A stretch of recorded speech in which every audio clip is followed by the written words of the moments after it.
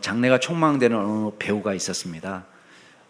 연극이면 연극, 드라마면 드라마, 뮤지컬이면 뮤지컬, 못하는 분야가 없습니다. 그래서 정말 문자 그대로 만능 연예인이, 만능 엔터테이너인데 이분이 심지어는 음반까지 낸 가수가 되었습니다. 그래서 많은 사람들이 인기를 끌고 있는데 어느 날 갑자기 모든 방송국에서 출연 정지 명령을 내렸어요.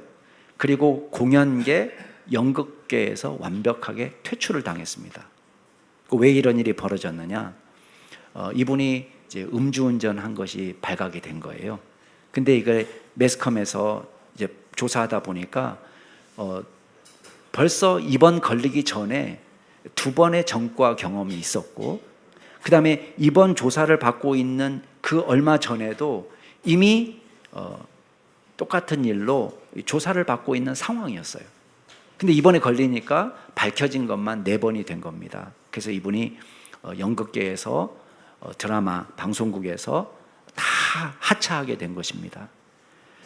그리고 이제 이분에 대해서 잊혀질만 했는데 최근에 다시 한번 뉴스에 이분의 이름이 등장했어요. 보니까 작년에 이분이 실형을 살고 나온 다음에 얼마 지나지 않아서 또 이제 만취한 상태로 강변북로를 역주행하면서 2분이나 이제 사고를 낼 뻔한 거죠.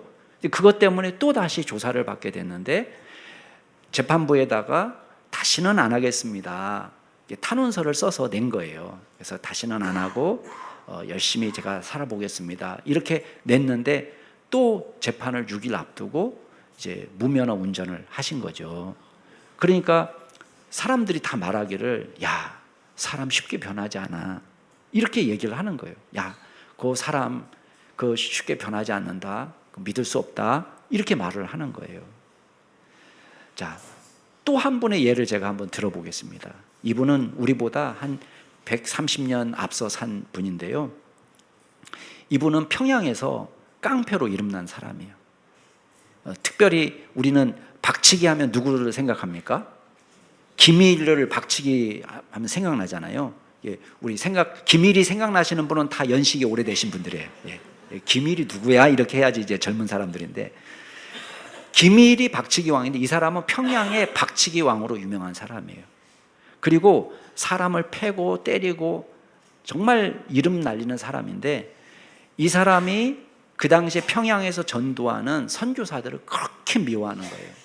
그래서 예배를 드리는 장소에 일부러 찾아가가지고 자기 혼자 간 것이 아니라 사람들을 동원해가지고 돌멩이를 막 예배당에 던진 거예요. 그러니까 요즘 같은 단단한 집이 아니잖아요. 옛날 집은 이제 창호지로 이렇게 발라가지고 허술한 그 집인데, 창호지를 다 창문을 다 깨고 부서뜨리고 막 하는데도 사람이 나오질 않는 거예요.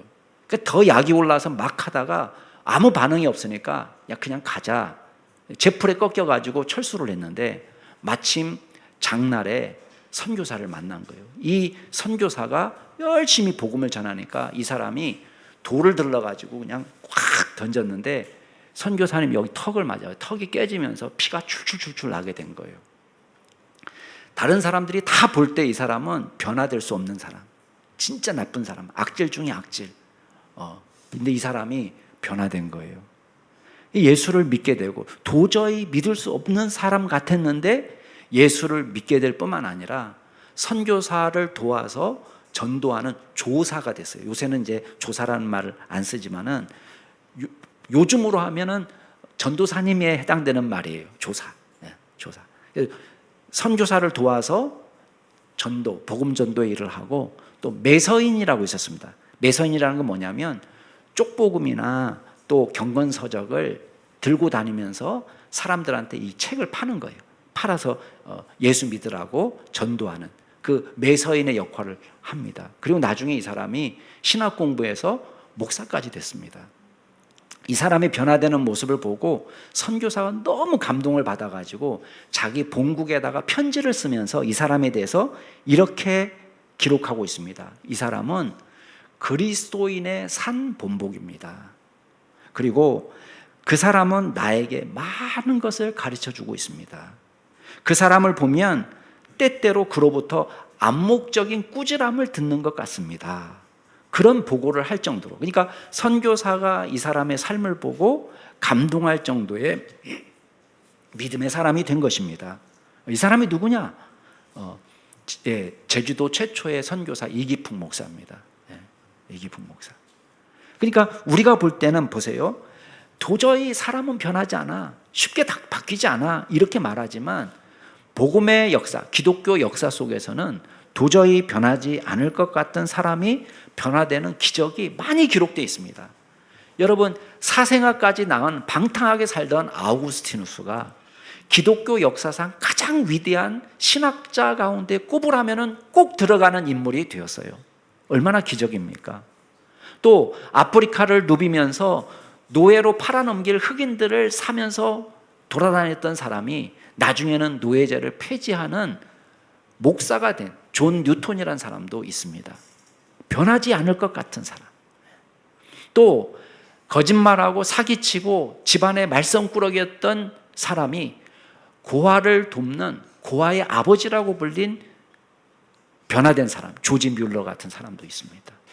그 외에도 한국의 기독교 역사 속에서도 수많은 사람들이 도저히 바뀌지 않을 것 같은 그 사람이 정말 방탕하고 인간 말종으로 살던 사람이 변화되는 모습을 우리가 봅니다. 그래서 세상 사람들은 야, 사람 쉽게 변하지 않아 이러지만 복음은 우리에게 계속 무엇을 가르쳐 주냐면 하나님의 역사가 나타나면 기적적으로 사람이 변화되더라.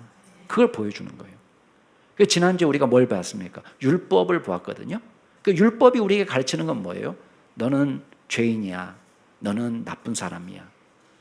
자꾸 이 율법, 성경을 읽어나가면서 율법이 나에게 비추면은 우리의 죄를 더 깊이 깨닫게 됩니다. 그래서 이거는 나쁜 게 아닙니다. 자기한테 심히 절망한 사람이 예수님을 찾게 되는 거예요. 그러니까 복음의 율법의 역할은 우리 자신에게 심히 절망하게 하고 그리고 다른 곳에 희망이 없기 때문에 주님을 찾아가도록 만드는 거예요. 근데 율법으로 끝나버리면 답이 안 나와요. 여기에 뭐가 필요하냐? 복음이 나와야 되는 거예요. 복음. 그래서 오늘 말씀은 사실 바울이 그걸 이야기합니다. 지난주에 말씀에서는 율법의 기능을 이야기했다면 오늘 말씀은 그럼에도 불구하고 율법이 너는 죄인이고 너는 사망밖에 길이 없다라고 선언한 그 끔찍한 인간 말종에게 기회가 주어졌다. 무엇으로? 하나님의 은혜로. 그래서 복음을 이야기하면 뭐가 부각이 되냐면 하나님의 자비가 부각이 됩니다. 그래서 오늘 말씀에서 바울이 자기 개인적인 간증을 곁들여서 세 가지를 명령하고 있습니다. 첫 번째는 뭐냐면 은혜에 감사하는 삶을 살아라. 은혜에 감사해라. 두 번째는 은혜를 기대해라. 그 다음에 세 번째는 선한 싸움을 싸우라. 이렇게 이야기합니다. 자, 보세요. 우리 과거를 돌아볼 때에 뭘 생각하게 되냐면 주님의 은혜가 얼마나 큰지를 깨닫게 돼요. 그러면 감사가 나옵니다. 그래서 이 과거를 돌아보면서 은혜에 감사하고 그 다음에 이 과거의 구원의 사건은 우리로 하여금 미래를 긍정적으로 전망하게 만듭니다. 그래서 나만 변화되는 것이 아니라 이 은혜가 믿지 않는 내 이웃에게 내가 지금 간절히 기도하는 그 누군가에게도 일어날 수 있다는 것을 기대하는 거예요. 그래서 미래를 바라볼 때에 은혜를 기대하는 삶을 살고 그 다음에 거기서 끝나는 것이 아닙니다. 우리 크리스찬들은 오늘 은혜에 감사하며 믿음의 선한 싸움을 싸우는 것입니다. 그걸 우리 세 가지를 이야기하려고 합니다. 자, 첫 번째는 은혜에 감사하는 삶을 살아야 돼요. 자, 바울이 지금 에베소에서 목회하는 디모데에게 편지하고 있습니다. 이게 디모데 혼자 보는 게 아니라 에베소 교회 성도들도 같이 볼 편지예요. 그러면 여러분이 바울 정도면 에베소 교회 성도들에게 디모데에게 자랑할 수 있습니다. 근데 오늘 말씀 시작은 자랑으로 시작하지 않습니다. 여러분, 바울은 에베소 교회를 개척한 인물입니다. 그러니까 에베소 교회 성도들이 바울의 과거를 몰라요. 현재만 보면은 너무 존경할 만한 사람이에요. 게다가 지금 에베소 교회를 목회하고 있는 디모데를 전도하고 양육한 사람이에요. 얼마나 대단합니까? 게다가 바울은 에베소 교회에서 3년 동안 목회하면서 끔찍한 어려움들을 이겨냈습니다. 여러분, 바울이요, 사도행전에 보면 한 교회에서 오래 목회한 경험이 별로 없거든요. 그 당시는 지금처럼 목회자들이 많지 않으니까, 진짜 개척 시대니까 여기서 교회를 세우고, 그 다음에 믿음의 사람들을 어느 정도 만들어 놓고, 그 다음에 후배 목회자를 여기 보내가지고 목회하게 만들고, 자기는 또 다른 곳에 가서 교회를 개척하고, 또 다른 곳에 가서 교회를 개척하고, 비슷한 일을 했단 말이에요. 그래서 바울이 정말 오래 목회한 교회는 고린도 교회, 1년 6개월 목회했어요. 그것도 길게 한 거예요. 근데 에베소 교회는 우리가 알고 있는 자료만 갖고 설명하면 가장 오래 목회한 교회, 에베소 교회입니다. 그러니까 얼마나 에베소 교회에 대단한 역할을 했어요. 그리고 에베소 교회에 3년 목회하는 동안에 그 에베소 지역을 중심으로 한 소아시아 7교회, 우리가 알고 있는 뭐 사대 교회니, 두아디라 교회니, 빌라델피아 교회니, 그런 교회들이 다 그 시대에 만들어졌어요. 개척됐어요. 그러니까 얼마나 바울의 영향력이 컸겠습니까? 그러면요, 바울이 조금 잘난 체 해도 누가 시비 걸 사람 아무도 없어요. 근데 지금 바울은 그렇게 말하지 않습니다. 여러분 12절 같이 한번 읽어볼까요? 12절 같이 읽겠습니다. 시작. 나를 능하게 하신 그리스도 예수 우리 주께 내가 감사함은 나를 충성되이 여겨 내게 직분을 맡겨주셨다. 내가 감사하고 있습니다. 두 가지 감사 제목을 이야기해요. 하나는 뭐냐면 그리스도께서 나를 능력 있게 하셨습니다. 내가 지금 감당할 수 있는 능력을 주님으로부터 받은 것입니다. 그거를 솔직하게 고백해요. 두 번째는 뭐냐면 나를 충성스러운 사람으로 여겨서 직분을 맡겨주셨다. 자기가 사도로서 살아가고 전도자로서 살아가고 말씀의 교사로 살아갈 수 있는 자격은 내게 없는 건데 주님이 나한테 그 직분을 맡겨주셨다. 그건 너무 고맙다 라고 고백하는 거예요. 제가 예전에 어떤 분 만났더니요, 그분이 막 자기 교회 장로님들 욕하고 권사님들 욕하고 안수립사님 욕하고 막 하면서 자기가 볼 때에 자기네 교회에 존경할 만한 장로, 존경할 만한 권사, 존경할 만한 안수집사 한 사람도 없다는 거예요. 어떤 목사님을 만났더니요, 그 목사님은 저한테 그러는 거예요. 자기 교인 중에 지금 장로로 세울 사람 한 명도 없다는 거예요. 그래서 장로로 세울 만큼 자격 있는 사람 나타나기 전까지는 자기는 장로를 절대 안 세우겠다, 그렇게 말씀하시는 거예요. 근데 그분이 상당히 긴 기간을 목회하고 있는데 아직까지 안 나왔으니까 앞으로도 나오기가 힘들겠다, 그런 생각이 들더라고요. 그래서 제가 마음속으로 어떤 마음이 들었는지 아세요? 야, 이분들은 예수님보다 더 깐깐하시다. 그런 마음 가졌어요.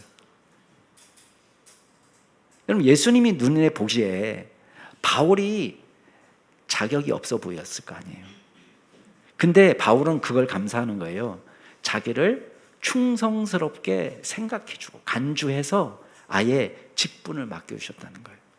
만약에 그 목사님처럼 우리 교회 장로 난 한 사람도 안 세울 거야, 자격 있는 사람 나타나기 전까지 한 사람도 안 세울 거야, 이렇게 얘기한다면 저는 그 잣대를 저에게 만약에 돌려본다면 어떻게 됐을까? 내가 목사할 수 있을까? 그런 생각이 들었어요. 여러분은 어떻게 생각하세요? 만약에 예수님이 성도가 너 목사 자격 얻을 때까지는 절대 목사 될 수 없어 라고 말하면 저는 아마 죽었다 깨어나도 목사 못 됐을 거예요. 제가 신학교를 조금 일찍 들어갔거든요, 우리 동년배들보다. 군대도 막 짧게 갔다 오고 대학도 늦춰지는 기간 없이 탁탁탁탁 하니까 만 나이 23살에 신학교를 들어갔어요. 신대원을. 우리 교단 헌법이 정하는, 목사가 되기 위해서는 만 30이 넘어야지 목사 안수 받을 수 있거든요. 제가 만 30 넘고 바로 목사 안수 받았어요. 그러니까 남들이 볼 때는 빨리 목사가 된 거예요. 근데 생각해 보세요. 그 어린 나이에 뭘 알고 목사가 됐겠어요? 지금도 잘 모르는데. 하나님께서 깐깐하게 자격을 들이댔다면 목사할 사람 없고, 장로할 사람 없고, 권사할 사람 없고, 안수집사 할 사람 없고, 집사할 사람 없고. 근데 바울이 지금 그걸 고백하는 거예요. 하나님이 나를 충성스럽게 생각해서 그 직분을 맡겨주셨다. 여러분 오해하지 마세요. 바울이 아무나 세워도 좋다 그 얘기하는 거 아닙니다. 앞으로 우리 디모데전서 3장 가서 보면 알겠지만 목사의 자질로, 집사의 자질로 얼마나 수준 높은 자질을 요구하는지 모릅니다. 그렇지만 그럼에도 불구하고 그 조건에 완벽하게 일치하는 사람 있을까요? 없을까요? 없는 거예요. 없음에도 불구하고 하나님이 있는 것처럼 여겨주시고 그 일을 맡겨주셨다는 거예요. 그래서 바울은 지금 그 일에 내가 감사합니다 라고 말하고 있습니다. 여러분 이 감사합니다는 시제도 현재형이에요. 현재라는 것은 뭐냐면 계속해서 지금도 감사하고 내일도 감사하고 모레도 감사하고 감사가 그냥 몸에 뱄어요. 내가 감사했습니다라고 얘기하지 않고 늘 감사가 넘쳐나는 것입니다. 여러분 이 은혜가 저와 여러분에게 있어야 됩니다. 여러분 구원도 임직도 직분도 하나님의 은혜인 줄 믿으세요. 그러면 우리가 감사가 되는 거예요. 여러분 믿는 사람의 특징이 뭐냐? 이 감사하는 마음을 갖는 거예요. 왜?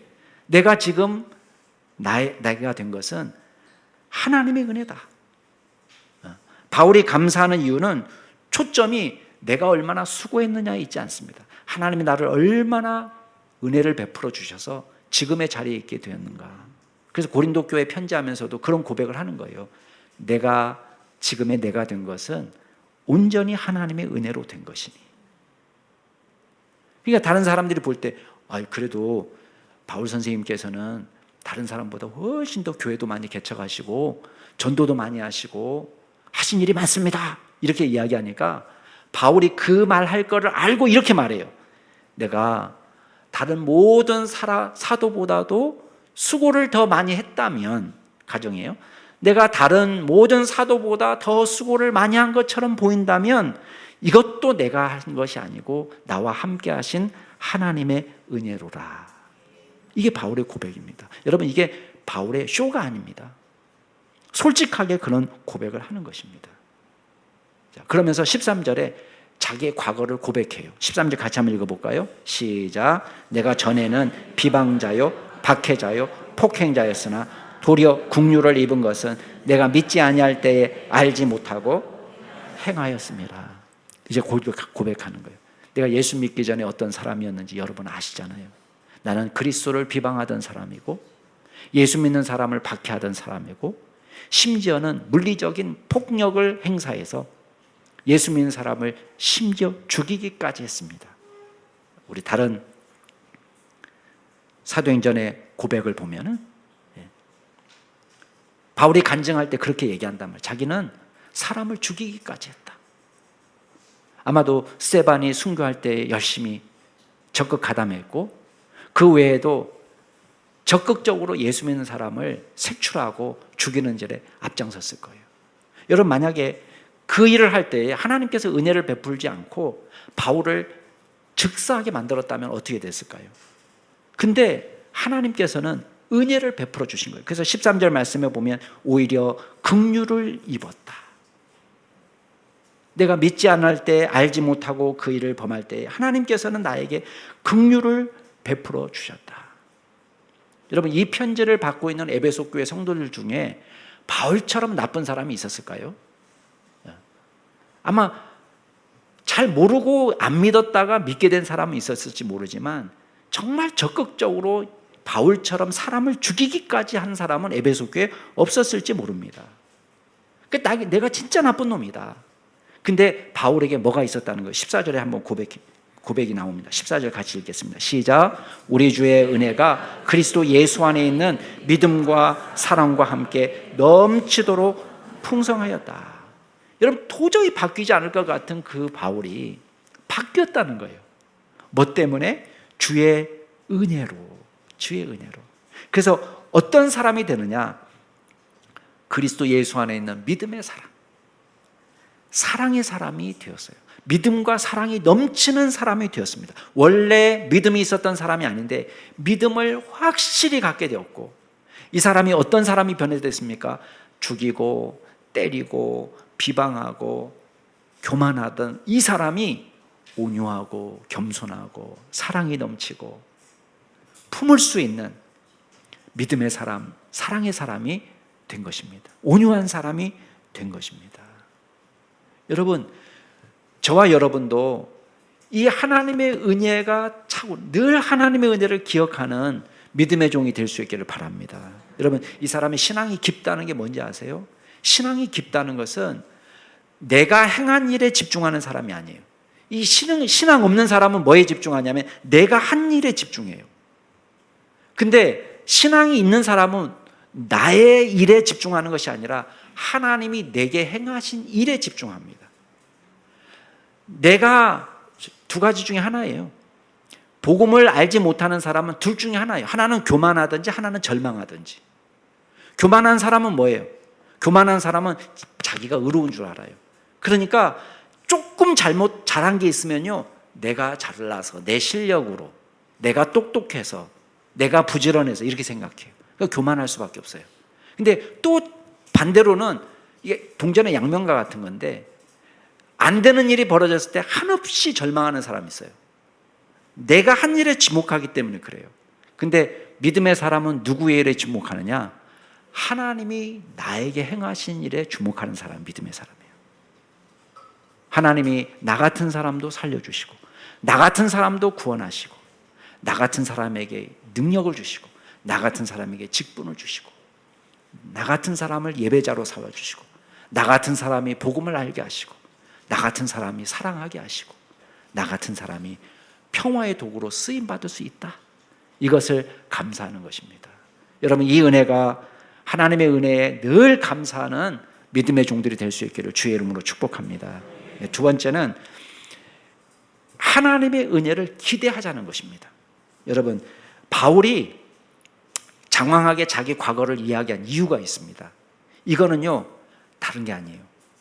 다른 사람들에게 본보기가 되는 것입니다. 여러분, 15절 말씀 같이 한번 읽어볼까요? 15절 시작. 믿보다 모든 사람이 받을 만한 이 말이요, 그리스도 예수께서 죄인을 구원하시려고 세상에 임하셨다 하였도다. 죄인 중에 내가 괴순이라. 아멘. 자, 보세요. 바울이 비방자요, 박해자요, 폭행자였다가 주님의 은혜로 예수 믿고 직분을 받아서 사도가 되었다. 이거는 바울의 한 개인에게 일어난 특수한 사건입니다. 근데 보세요. 이 특수한 사건을 바울은 뭐라고 고백하냐면 보편 진리라고 고백하는 거예요. 여러분, 15절 말씀에 뭐라고 얘기하냐면 믿보다 모든 사람이 받을 만한 이 말이요. 자, 앞에 주님의 은혜가 내게 임했다. 이건 특수한 사건이잖아요.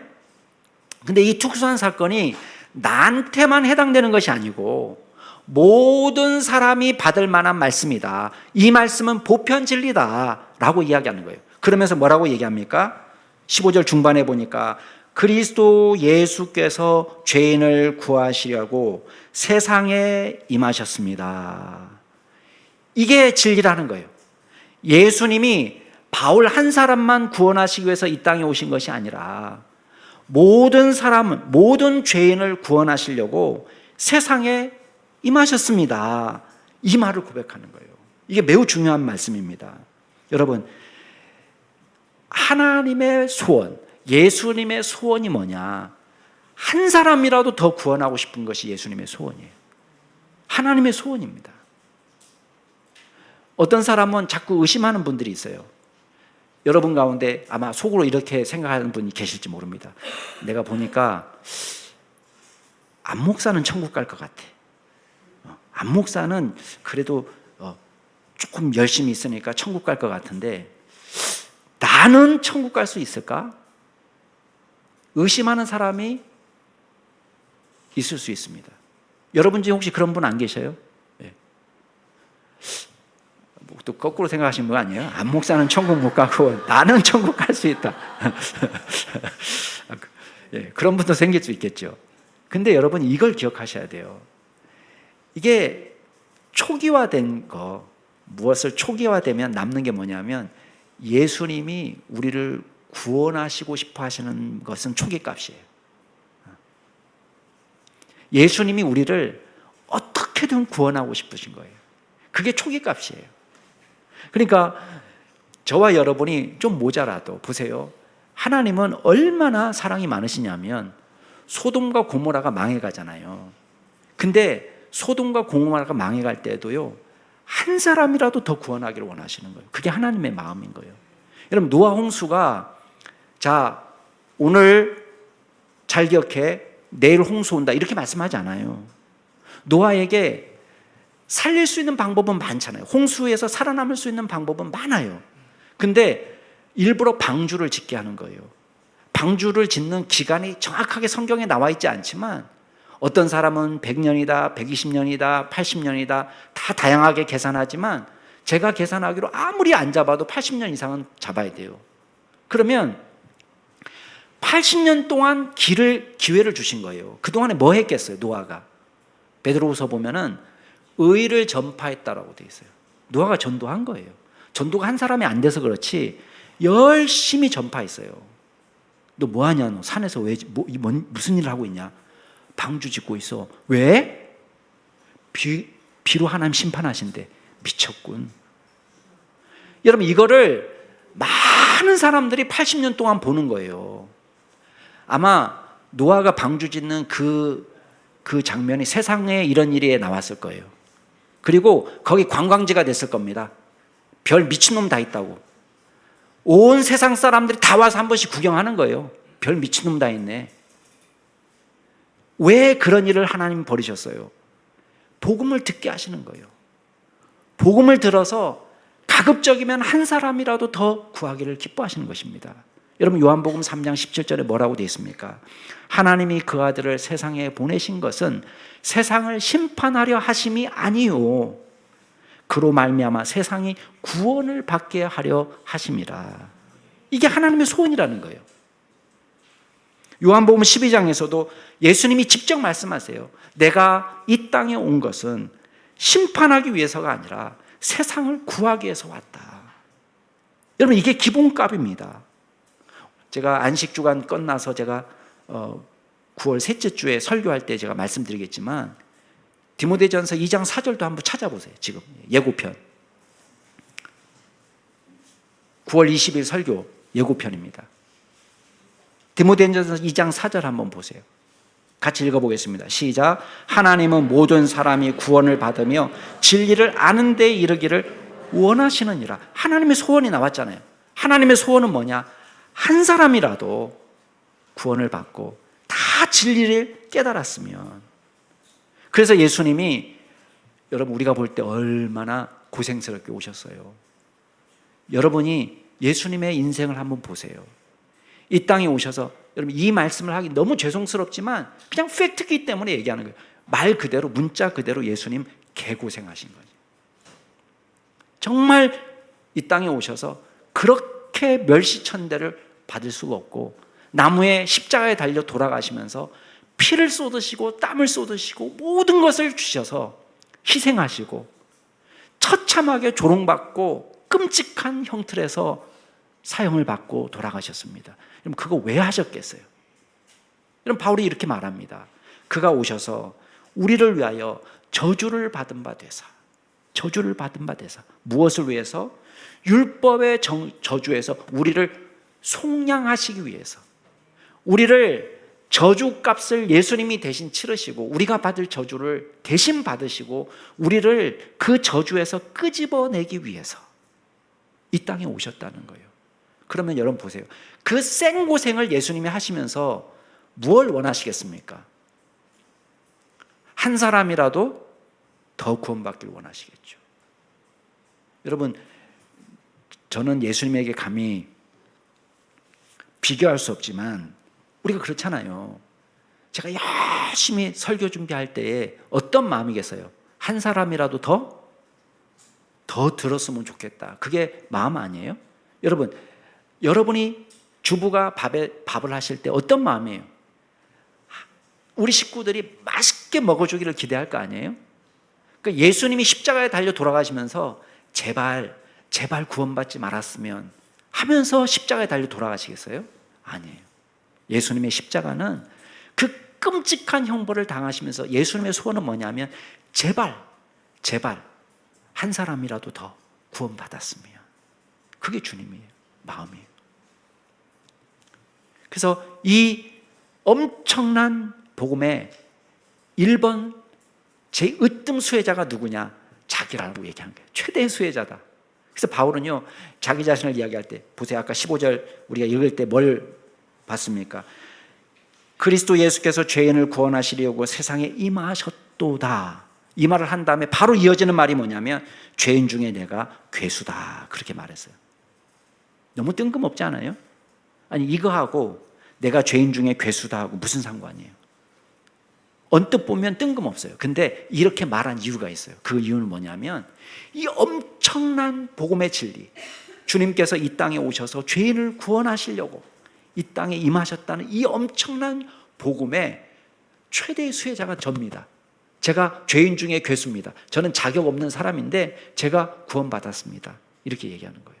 그리고 더 놀라운 고백은 뭐냐면 제가 진짜 나쁜 놈이었습니다 라고 고백하는 게 아니라 죄인 중에 괴수라는 말을 현재형으로 써놨어요. 내가 지금도 죄인 중에 괴수로 살고 있는데 하나님이 나에게 은혜를 베풀어 주셨습니다. 바울이 이렇게 극단적인 표현을 쓸 때가 있거든요. 근데 에베소서에 보면은 모든 성도 중에 지극히 작은 자보다도 더 작은 나라고 얘기해, 자기를. 그리고 고린도전서에 보면은 사도 중에 가장 작은 자라고 자기를 표현합니다. 이렇게 극단적인 표현을 쓸 때 바울이 강조하는 건 뭐냐면 하나님의 은혜가 얼마나 큰지를 보여줘요. 자, 그러면 주님이 죄인 중에 괴수인 바울도 구원하셨다면 어떤 전망을 갖게 돼요? 아, 이 은혜가 앞으로 누구에게든지 임할 수 있겠구나. 밝은 전망을 갖게 되는 거예요. 그래서 16절 말씀 한번 읽겠습니다. 16절 시작. 그러나 내가 국류를 입은 까닭은 예수 그리스도께서 내게 먼저 일체 오래 참으심을 보이신 후에 주를 믿어 영생 얻는 자들에게 본이 되게 하려 하심이라. 자기가 진짜 끔찍한 죄인임에도 불구하고 벼락 맞아 죽지 않고 살아서 복음 전도자가 된 이유가 어디에 있느냐? 자기를 주를 믿어 영생 얻는 자들에게 본보기가 되도록. 야, 바울도 구원받았대. 그러면 뭐가 되는 거예요? 난 그래도 바울보다 좀 나은 것 같은데. 난 그래도 예수 믿는 사람 죽이지는 않았는데. 이런 사람들에게 얼마든지 절망할 수 있는, 여러분이 나 같은 사람도 구원받을 수 있을까? 라고 절망하는 사람에게 무엇을 희망하게 하는 거예요? 은혜를 기대하게 하는 거예요. 은혜를 희망할 수 있도록. 그래서 나중에 주를 믿어서 영생 얻을 그 사람들에게 본보기가 되게 하도록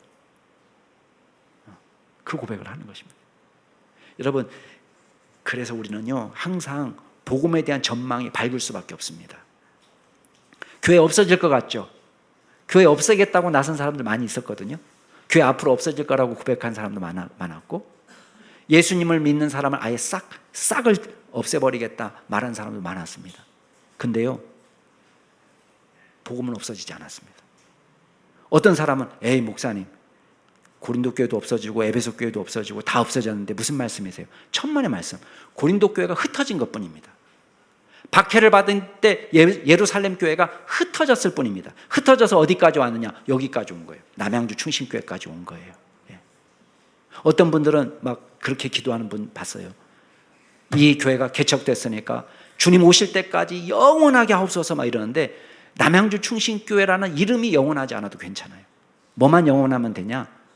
예수 믿는 사람들이 영원하게 계속 복음이 전해져가지고 남양주 충신교회가 다른 교회가 되고, 다른 교회가 또 다른 교회가 되고, 이 교회가 베트남에도 있고 다른 일본에도 있고 크로아티아에도 있고, 이 교회가 계속해서 퍼져나가는 것이 중요한 것입니다. 여러분, 남양주 충신교회가 영원한 게 아닙니다. 하나님의 나라가 영원한 것입니다. 그래서 복음의 전망이 밝은 거예요. 그러니까 바울이 하나님을 찬양하게 된 것입니다. 17절 말씀 보세요. 뭐라고 찬양하는지. 같이 읽겠습니다. 시작. 영원하신 왕 곧 썩지 아니하고 보이지 아니하고 홀로 하나이신 하나님께 존귀와 영광이 영원무궁하도록 있을지어다. 아멘. 이 짧은 구절 안에 변함없으신 하나님. 여러분, 인간은 조석변이하잖아요. 근데 하나님은 변함이 없어요. 인간은 있다가도 없어요. 썩어질 존재예요. 그러나 하나님은 썩지 않아요. 우리는 보이는 것에 취약합니다. 그러나 하나님은 보이는 것 그 너머에 계신 분입니다. 우리는 머릿속으로 이해하는 것만 중요하게 생각합니다. 그러나 하나님은 우리의 머리에 담을 수 없는 하나님이에요. 그 하나님을 영원토록 찬양하고 그분에게 존귀와 영광이 영원히 무궁히 있을지어다 라고 고백하는 것입니다. 여러분, 이 찬양과 기대가 저와 여러분에게 넘치기를 주의 이름으로 축복합니다. 마지막으로, 그러면 오늘 우리가 어떻게 살 것이냐가 중요해요. 여러분, 은혜에 우리가 감사해서요, 감사하며 삽니다. 또 은혜를 우리가 미래에 주실 은혜를 기대할 수 있습니다. 그러나 이게 저절로 주어지는 게 아니에요. 어떻게 살아야 되느냐? 오늘 우리가 선한 싸움을 싸우는 것입니다. 여러분, 18절 말씀, 19절 말씀 같이 읽어보겠습니다. 시작. 아들 디모데야, 내가 내게 이 교훈으로서 명하노니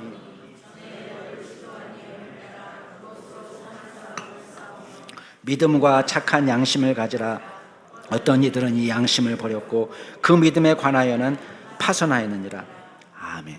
여러분, 디모데에게 하나님의 은혜를 가르친 다음에 그 다음에 당부하는 게 있습니다. 선한 싸움을 싸우라는 거예요. 왜 그럴까요? 여러분, 우리가 믿음을 지키는 것은 쉬운 일이 아닙니다. 왜 그렇죠? 일단 마귀가 가만히 안 놔둬요, 우리를. 우리가 신앙생활을 잘 하도록 마귀가 격려해 주지 않습니다. 어떻게든 시험에 들어서 믿음에서 이탈하게 만드는 것이 마귀의 사명이에요. 제가 농담처럼 얘기했잖아요. 마귀한테 배울 점은 하나도 없지만 딱 한 가지 배울 점이 있다. 그게 뭐냐? 그 근면성실해요. 근면성실. 쉽게 포기하지 않습니다. 아주 그냥 끝까지 할 수만 있으면 우는 사자처럼 우리를 넘어뜨리기 위해서 애쓴단 말이에요. 다른 건 배울 거 없어요. 근데 정말 이 마귀는요, 근면성실하고 깨어 있습니다. 그러면 우리가 싸움할 때 어떻게 되겠습니까? 적군이 근면성실하고 깨어 있는데 우리가 흐리멍텅하면 되겠습니까? 그렇지 않아요. 그래서 여기 보면 선한 싸움을 싸워라. 무엇대로? 너가 너를 지도한 예언을 따라서. 예전에 안수 받을 때 이 디모데에게 주어진 사명이 있어요. 그 사명을 따라서 포기하지 않고 그 사명 붙잡고 끝까지 싸움을 싸우되 19절에 보면 방식이 있어요. 어떤 방식으로? 믿음과 선한 양심, 착한 양심을 가지고, 확신을 가지고, 하나님의 말씀을 확실히 믿고, 그 다음에 삶으로 우리가 선한 양심을 갖고 이 땅에서 선한 싸움을 싸우라는 것입니다. 반대로 이단자들은 두 가지에서 실패합니다. 믿음과 선한 양심에서 실패해요. 그래서 바른 교리에서 실패하고, 교리가 부패하니까 그 다음 어떻게 되죠? 윤리적으로도 부패하게 되는 거예요. 이게 같이 갑니다. 그래서 두 사람 예를 드는데 20절 말씀 한번 읽어보세요. 20절 같이 읽겠습니다. 시작. 그 가운데 후메네오와 알렉산더가 있으니 내가 사탄에게 내준 것은 그들로 훈계를 받아 신성을 모독하지 못하게 하려 함이니라. 자, 이 후메네오와 알렉산더는 특징이 뭐냐면 원래 에베소 교회 성도였습니다. 그러니까요, 원래 이단이라는 게 외부에서 나온 게 아니잖아요. 내부에 있다가 돌출 행동을 하는 거죠. 후메네오의 신학적 특징은 여기는 나오지 않지만 디모데 후서에 가면은 부활이 이미 지나갔다라고 얘기하는 거예요. 야, 부활 다른 거 아니야. 우리 부활이라는 것은 그리스도의 영이 우리 가운데 살아있는 것이지 우리는 부활할 수 없어. 이게 부활인 거야 라고 얘기하는 이단이 출현한 거예요. 알렉산더의 신앙이 어떤 건지는 잘 모릅니다. 그렇지만 어쨌든 중요한 것은 뭐냐? 이단자들이 출현하는 거예요. 에베소 교회. 그때 바울의 대처 방법은 뭐냐? 사탄에게 내어줬다 그렇게 얘기합니다. 이 표현이 고린도전서에도 나오는데요, 출교를 의미합니다. 출교. 그러면 출교한 이유가 뭐냐? 죽어라 이렇게 말하는 것이 아니고, 여기 보면 20절에 보면 그들로 훈계를 받아 신성을 모독하지 못하도록. 이 말은 뭐예요? 알렉산더와 후메네오가 계속해서 교회를 어지럽히니까 이들의 영향을 받은 사람들이 하나님을 믿지 않고 떠나가는 것을 방지하기 위해서, 교회의 거룩성을 유지하기 위해서 필요한 거예요. 이게 선한 싸움이죠. 우리는 사랑과 온유로 품어야 될 사람이 있지만 그렇게 하지 못할 경우가 있습니다. 그 뭐냐? 진리에서 떠났을 때. 그래서 믿음의 선한 싸움을 싸우는 것입니다. 사랑하는 성도 여러분, 하나님의 은혜로 여기까지 왔습니다. 여러분이 돌고 돌아서 중간에 열심히 신앙생활 안 할 때도 있었고, 또 다시 정신 차리고 다시 돌아올 때도 있었고, 그래서 지금 은혜로 여기에 앉아 계신 거예요. 그죠? 여기 앉아 있는 것 자체가 은혜입니다. 옆에 사람에게 얘기해 주세요. 여기 온 거가 은혜입니다. 예. 한 번만 더 얘기해 주세요. 원래 오실 분이 아닙니다, 여기. 우리 원래 그렇게 착한 사람 아니에요. 원래 우리 그렇게 믿음 좋은 사람 아니에요. 예. 예. 아니에요? 왜 동의자가 잘 안 되세요? 예. 원래 저는 목사로 적합한 인물이 아닙니다. 근데 여러분 보세요. 여기까지 온 게 은혜입니다. 그러나 여기서 한 단계 더 나가서 믿음으로 끝까지 갈 수 있기를 바랍니다. 선한 싸움에 승리하시고 우리가 마지막 결승점에서 다 은혜 가운데 만나서 하나님께 영광이 되는, 믿음에서 파선하지 않고 끝까지 선한 싸움을 완주하는 저와 여러분이 될 수 있기를 주의 이름으로 축복합니다. 기도하겠습니다.